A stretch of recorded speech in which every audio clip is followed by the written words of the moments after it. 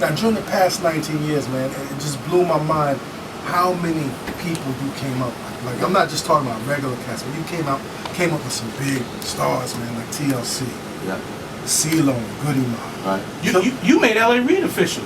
I mean, you was L.A. Reid doing Chinese slippers before he met y'all? Chinese slippers and chapstick. Was he? Nah, yeah, he was always like, LA was always cool, man. He was always like real suave. We always had the candles lit in the office, and yeah, the office was always just nothing but just bad girls. The whole office was nothing but just bad. It was always cool, man. LA was cool. Now y'all were the first rap group that he signed. Yeah. Official rap group. Tell us about the first time you met him. First time we met him, we went up to the Face, and it was a conference room full of people, like 50 people. We went up there with Rico, and so LA was like, yeah, so y'all rap. We was like, so rap, you know? So we just started busting back and forth, and everybody clapped. Like, yeah, that was dope. It was like, he was like, bro, I don't know if they stars. That's what he told Rico, like, they can rap, but I don't know if I can sell this, you know what I'm saying? So set up a showcase, and we did a showcase, killed the showcase, and he still was like, I don't know. So then we did another showcase for Polygram. And Polygram? Yeah, damn. I know, Polygram. Right? So they picked up this other group, so I forgot what the group name. And LA heard we did a showcase for them, and I guess he was like, wait, hold on, let me see what's going on. So I was like, I'm gonna give y'all a chance to come out. We're like, yeah, we'll give y'all a single deal. We're like, cool. Y'all coming out on the Face Christmas album. We're like, man, they trying to fuck our career. Christmas album. You know what I mean? So we're like, well, we're gonna sneak it in. We're gonna make a Christmas song. We're gonna put some sleigh bells in the track. Just talk about how we kick it on Christmas. And back then, we just everybody in the dungeon. You know, we was all staying in one house. So that's where you get Players Ball. Players Ball. Yeah. Sure. And that reached #1 on a hot rap tracks, yes, right? 6 weeks in a row, man. How old were y'all, man? 16. 16. Wow. Yeah. Do y'all know what's going on at the time?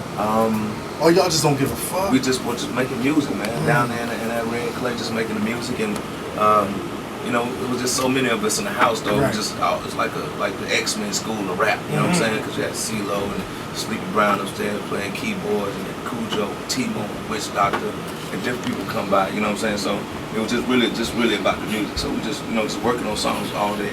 Now I've seen y'all perform from day one. Yeah. Not necessarily day one, but I remember there was a Arista showcase back in the day, and it was the first time I saw y'all perform. And y'all performed on the same stage. It was the first time that Big performed. Right. It was a small music. You remember that? Or did you do a lot of shows with Big back in the day? What was that? We did a lot of shows. It was in New York. It was in New York. It was a little Arista, like an Arista. You know, they rap. We did a lot of shows with him back in the day. You know what I'm saying? Like, cause we was he was coming up right after us. You know what I'm saying? Like, and being that we had the connection with when Puffy shot the Players Ball video, he kind of took us under his wing, and so we went up there, Howard Homecoming, Biggie opened for us in the whole 9 yards. So I mean, it was always like family. Now I don't know if I was bugging that night, but what I picked up, because I've been listening to Biggie do like the Brooklyn shit, but like when he started doing like Big Papa, I was like, yo, did he pick up some influence from y'all? Because he kind of, it sounded like he's like performing right after y'all. It sounded like he picked up some Outkast secrets, man. They got Throw Your Hands in the Air, Use a True Player. That was in our show, like in our live show. You know what I'm saying? So it might have been. Yeah. Sure. Now you say that the first time you sat with LA, he didn't see the star quality. Right. Now 19 years later, that's you can't even argue that. Yeah. Like, how did y'all pull that out from the surface? Like, from being two 16-year-old kids to being fucking major stars. It was just rough and unpolished. You know what I'm saying? So I mean, our thing's always been about the music. You know what I'm saying? And we just really took pride in lyricism and really making dope songs. So I mean, when you're working at it and working at it, and you really start getting into it. And then after the first record, we started producing on ATLs.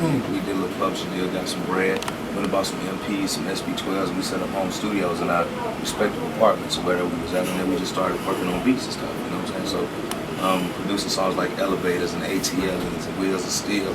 So then once we started producing, I mean, if you're really into your craft, you really just study. Like, even to this day, I'm still a student. You know what I'm saying? Like, from being a producer and being an MC, I'm always just trying to learn ways to better myself. That's what you do. When you were 15 years old, or maybe 13, 12, who was the first rapper, the first MC that you heard that made you go home and write those lyrics down on paper?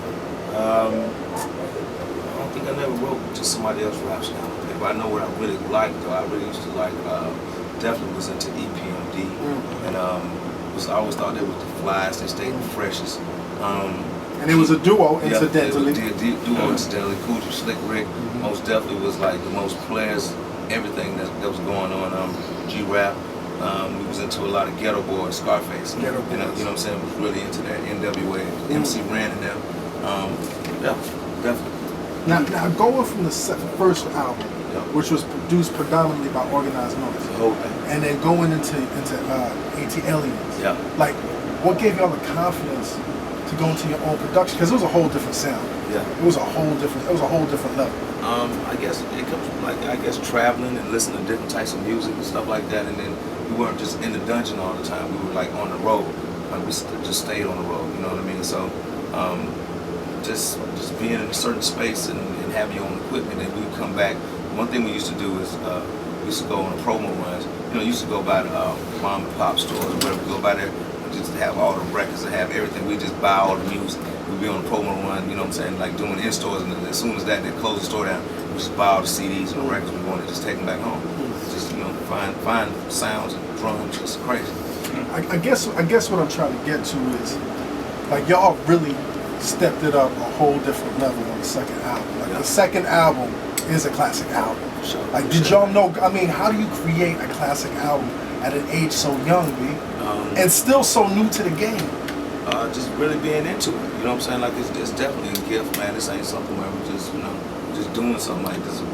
Really, my mom's like, I guess this is what you was born to do, you know? I mean, we love music, you know what I'm saying? And when we started the second album, we really started out at the Biltmore Hotel in Atlanta.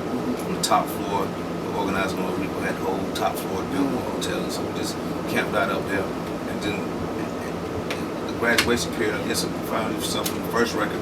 Just start trying to find out who you are, you know what I'm saying? Like, at the time, I was expecting a daughter, you know what I mean? So we was growing up, maturing a little bit, and then you just start to develop into a grown man, and you know what you want. I mean, but it's just like, man, it's a blessing, definitely.